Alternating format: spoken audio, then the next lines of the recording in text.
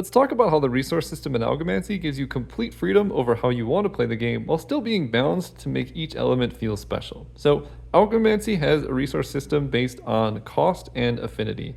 The number inside the circle is the cost, that's how much general resources you need to spend in order to play the card.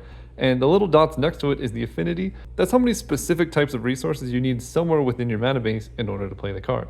To get a resource, you need to recycle a card in your hand. So let's say you have these two and you want to play Monkey, you can recycle Storm Sowing Nimbus and take a metal resource, put it into play. Now all resources spawn dormant, which means face down, and you get 2 activations per turn. So you can spend 1 activation to activate this, and now you can use it as a resource. You tap it sideways to add mana. Now, the mana that each resource adds is not specific to that resource. So if you had a wood resource, for example, and you used it to add mana, you could use that to play Monkey. What Monkey requires is just that you have any metal resource somewhere in your mana base, which you do.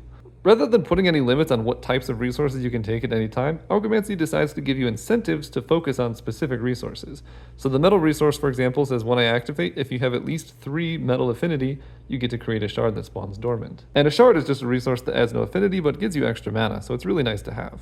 So by committing to a single element, you get bonuses of getting extra resources. And this continues beyond just the 3rd affinity, by the way. So when you get your 4th affinity, you also get a shard and so on and so forth. So while you could, in theory, just take all the elements and play whatever cards you want regardless of their element, the extra bonus you get from the free shard is quite substantial, and it really makes you consider how many elements you actually want to go into. Most players end up going into 2 or 3 most games, but sometimes you need to go to 5, and that's totally okay.